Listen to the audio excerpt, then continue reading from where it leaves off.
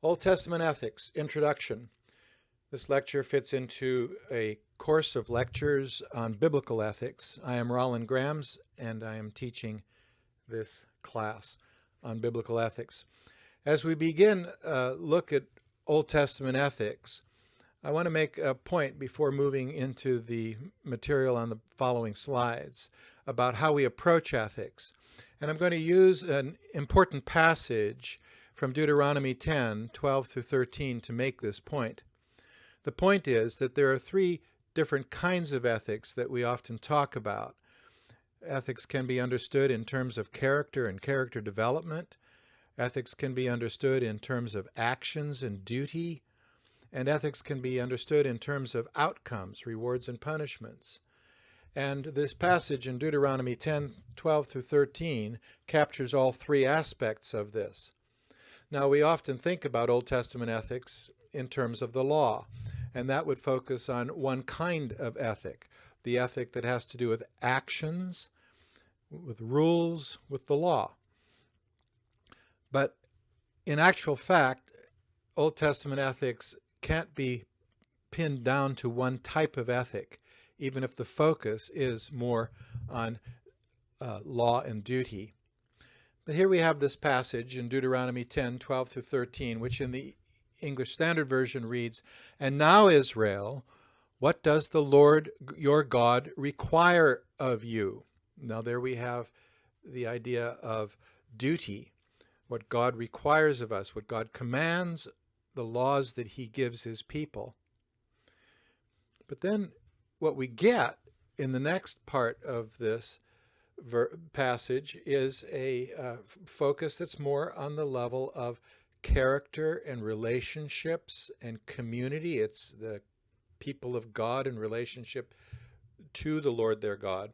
We read, "But to fear," this is what God requires, "to fear the Lord your God, to walk in all his ways." Okay, that's more of the action focus. But then we get to love him, to serve the Lord your God with all your heart and with all your soul. And now we're back to the action focus and rules, and to keep the commandments and statutes of the Lord, which I am commanding you today. And then the last three words move us into an outcome ethic, for your good. So we have to say, well, what is the good? What is the moral vision that gives meaning to the laws and the commandments and to the character and the relationship? And so we have all three kinds of ethics right here in this passage. And the point of this lecture is going to be that though Old Testament ethics is primarily a law ethic, that does not mean it is not also a character ethic and an ethic focused on outcomes, on consequences. As we continue our look at Old Testament ethics, we move now from looking at just the laws themselves to the narrative sections of the Old Testament. And here we find some important further things to say about ethics and about law itself. To make these points, I turn to a book by Gordon Wenham called Torah as Story. He says several important things. First of all, that the law sets the floor, not the ceiling, for Old Testament ethics. This point can be made simply by saying that the law is part of a covenant that God makes with the people.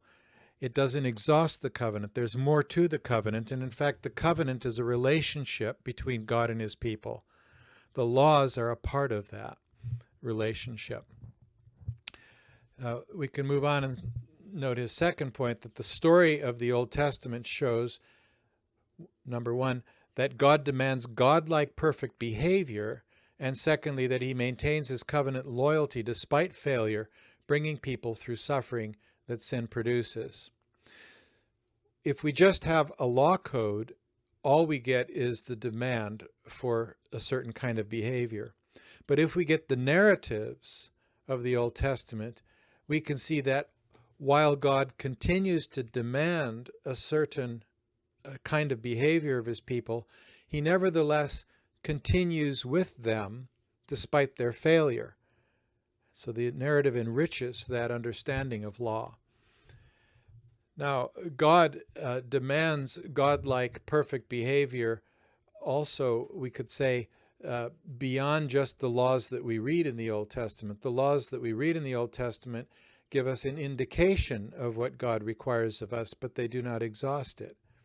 So neither does the Old Testament get exhausted in law by the specific laws mentioned, nor does it get exhausted by just mentioning law, because there's also the narrative relationship of the covenant that we read about. Thirdly, what is demanded is to avoid idolatry and to love and worship the one true God. This is a particularly important point from the Old Testament. This devotion to loving God goes beyond laws, even though love is shown through obedience. When we read in Deuteronomy 6, 4 and following, "Hear, O Israel, the Lord your God is one," that understanding of God is not many gods, but there's only one God, is critical to the entire Old Testament. And Israel is to be devoted only to the one true God. Now, that devotion continues to be described in Deuteronomy 6 and in terms of love, loving God completely. But how is love described in that chapter?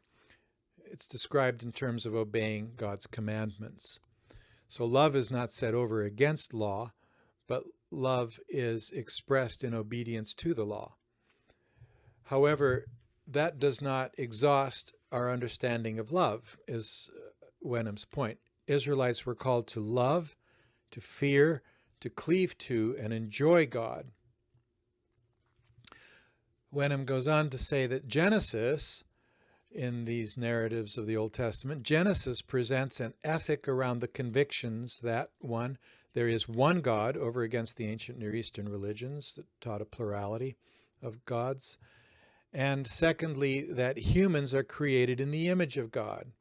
And that has tremendous moral implications about how humans treat one another, the human value as beings created in God's image.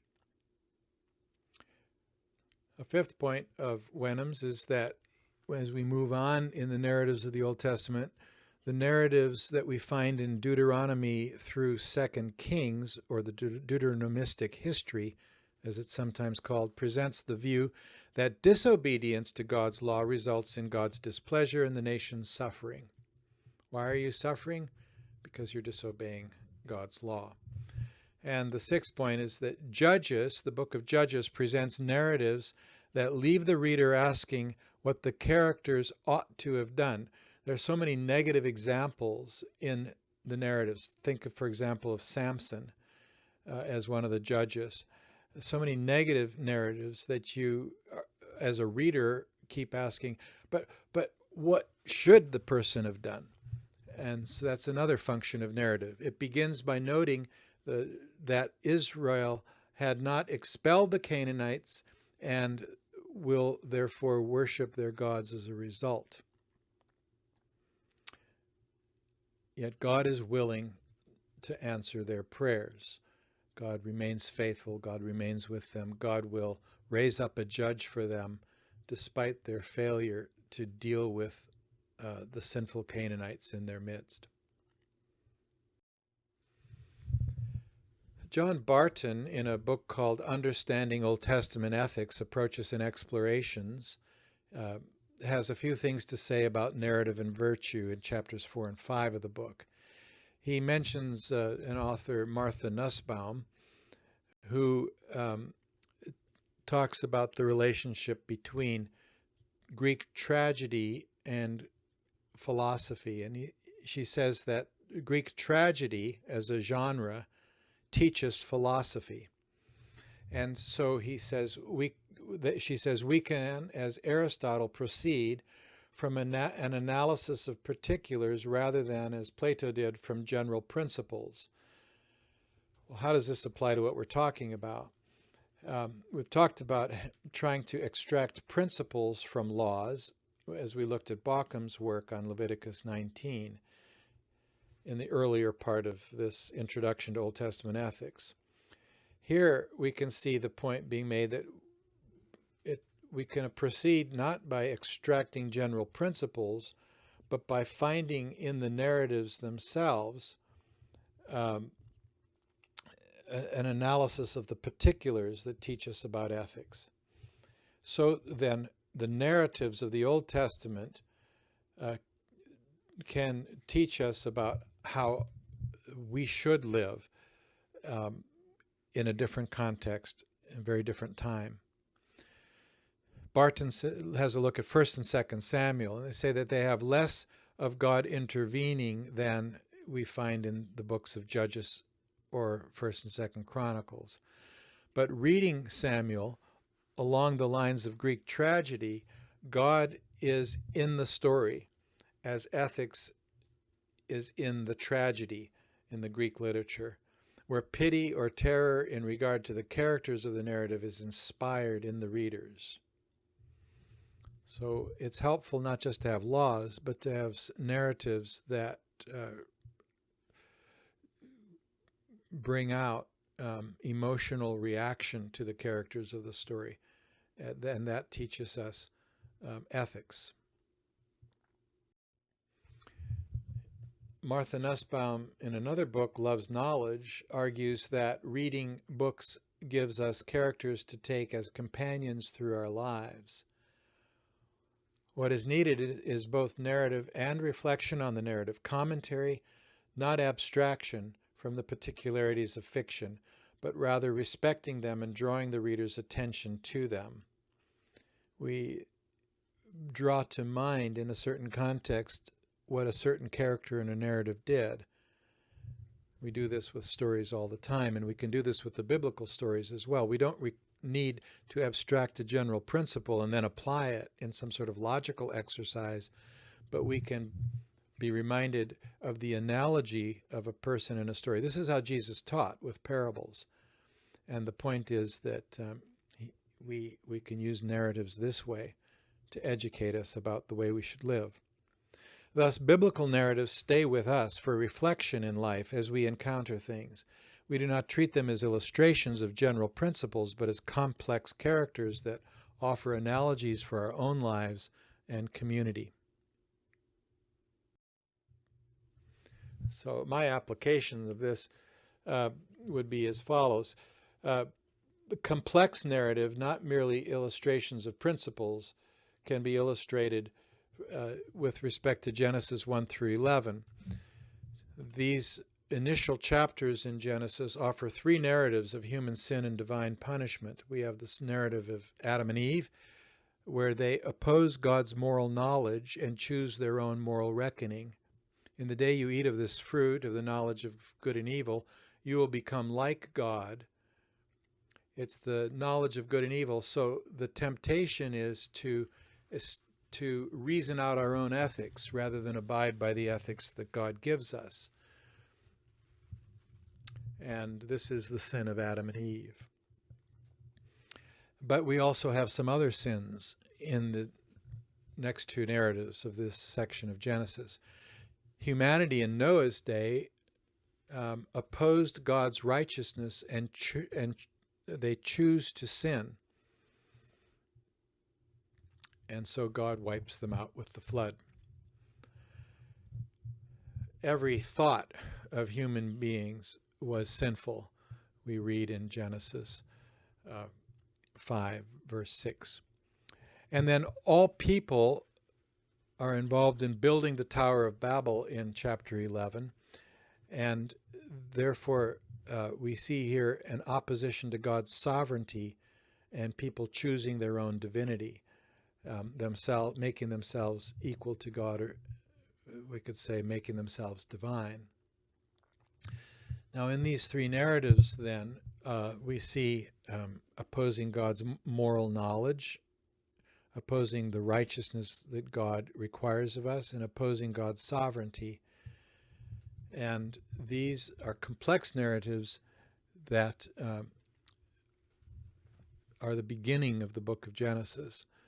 They don't simply illustrate principles, but they're important ethical narratives. And in Genesis 19, then, when we come to the story of Sodom and Gomorrah, we see some reflection on those initial narratives of sin in Genesis 1 through 11. Genesis 19 functions as another narrative of rejecting God's ethic, of rebellion against God. It contrasts with God's purposes in creating male and female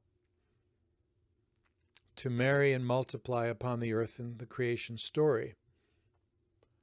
It also illustrates in narrative form what is characteristic of the Canaanites' sexual sinfulness over against the laws that God gives to Israel.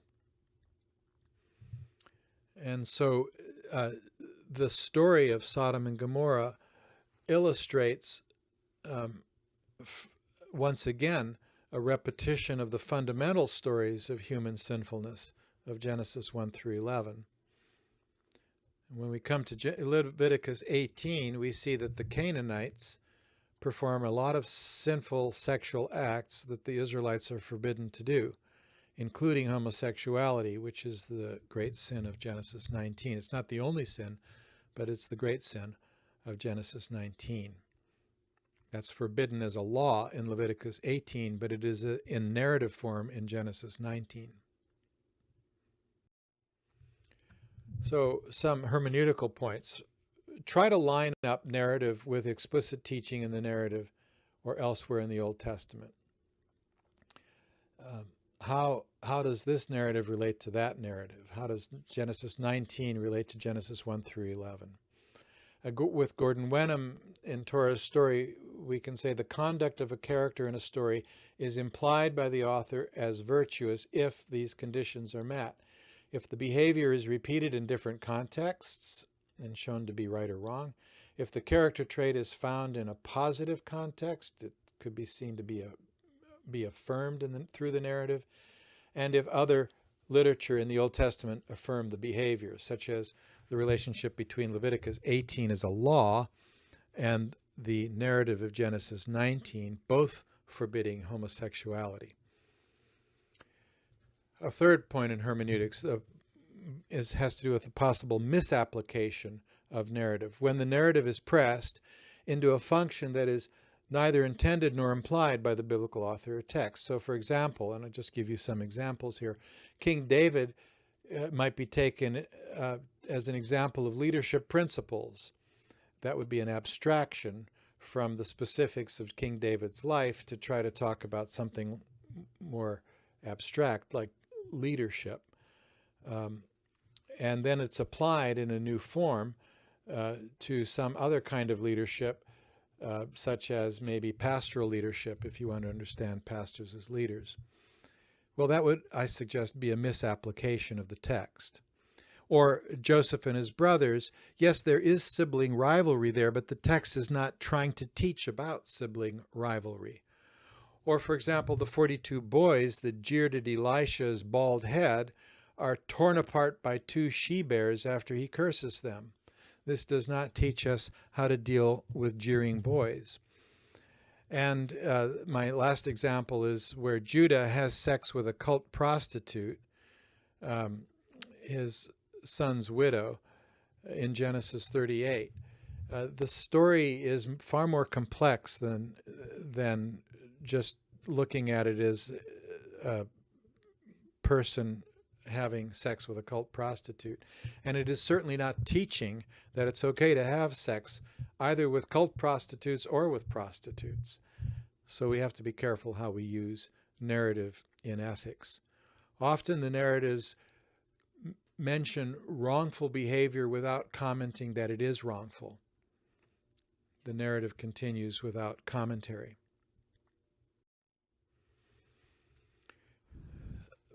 Barton also has chapter 5 of his book where he looks at character or virtue ethics. And he says a couple of important things. He says that character ethics is about the formation of character and dispositions by inculcating the virtues. And it is different then from what we might call quandary ethics. Quandary ethics says, here's a difficult situation, what would you do?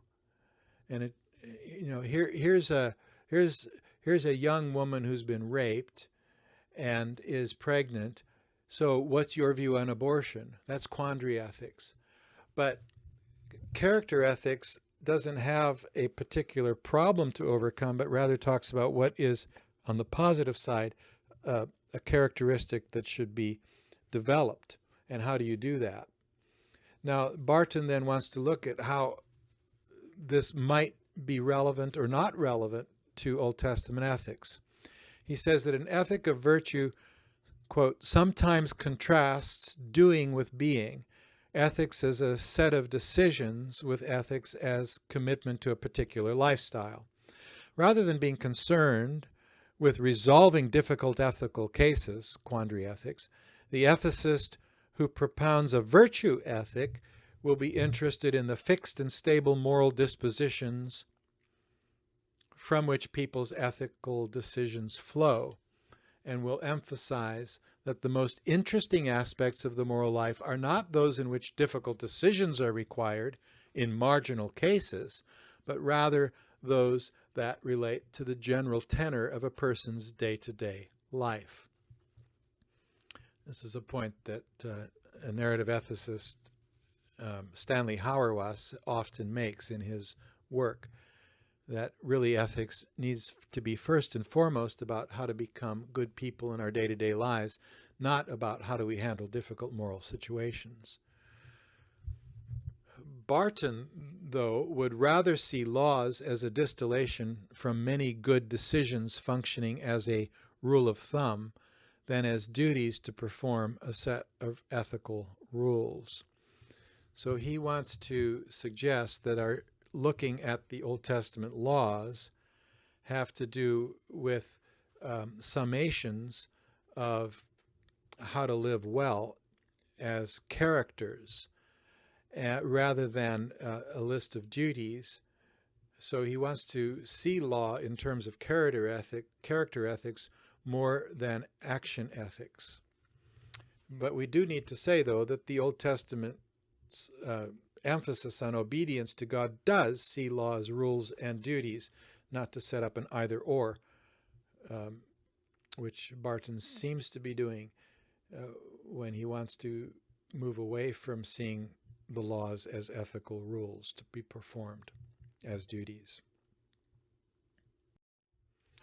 Barton notes differences between the Old Testament ethics and the ethics of the Greeks.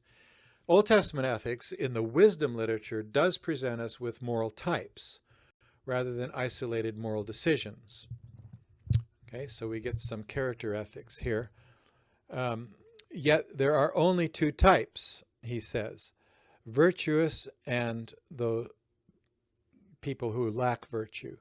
The two ways, this is the right way, this is the wrong way. We get that, for example, at the beginning of Proverbs, where the wisdom that is taught in the first 9 chapters in Proverbs is wisdom about following one path and not another path.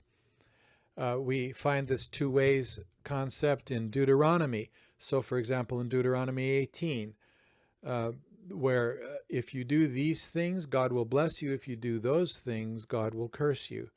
Or in the wisdom literature in general, there's the wise person and there's the fool. And then also extended into Christian literature, Matthew in the Sermon on the Mount presents two ways, especially in chapter 7, the wide way and the narrow way, or the wise and foolish builder. But it's also there in early Christian literature, in the letter of Barnabas and the Didache, the two ways idea. Whereas in Greek literature, that contrast is not as clear. Greek virtue ethics has to do with developing virtues, secondly, developing virtues over time. How do you develop a virtue? Well, you have to create a habit, a good habit. And how do you create a habit? Well, you repeat an action a certain number of times, and then it'll become a habit. So Greeks would talk about the development of virtues, whereas in the biblical understanding, and Barton points this out with respect to the Old Testament, the focus is not on progress in my developing a virtuous character, but rather on conversion, the transforming power of God in our lives. This is especially true of Paul's ethics. Barton is pointing it out already in the Old Testament. And then he says virtue ethics is defined by a moral vision and understanding of the good life. But Old Testament ethics is norm-bound. It is deontological. Now that word has to do with doing your duty, and that therefore the focus of deontological ethics is actions and laws and rules. You obey the law, you do your duty, you're obedient. Yet the Old Testament does offer a kind of a profile of the good life by imagining possible lives or lifestyles in which its precepts are instantiated. So if you live this way, this is what the good life might look like. What he's trying to do is relate an ethic of law to a larger understanding of ethics that the narrative material and a character ethic can present us with. And he's suggesting that we find all of that in the Old Testament, not just laws.